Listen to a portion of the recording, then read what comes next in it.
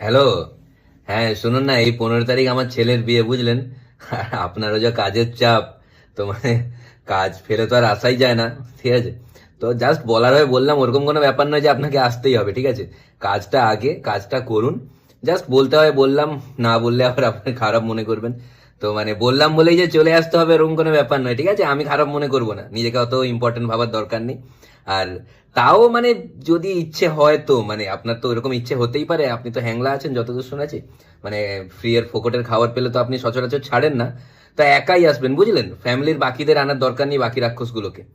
না না মানে কি বলুন তো ব্যাপারটা, মানে আপনারা যেভাবে খাবার দেখলে মানে খাবারের উপর ঝাঁপিয়ে পড়েন কিছু না ভেবেই, তো মানে ওটাই ভয় আর কি, যে খাবার কম পড়লে আমার ছেলেকে না খেয়ে নেন। আচ্ছা, বলছি যে আপনার ওই হোদল কুতকুত ছেলেটা নেই তো, যে একটা অনুষ্ঠান বাড়িতে গিয়ে সব ফুচকা খেয়ে নিয়েছিল, আরেকটু হলে ফুচকাওয়ালাকে খেয়ে নিচ্ছিল?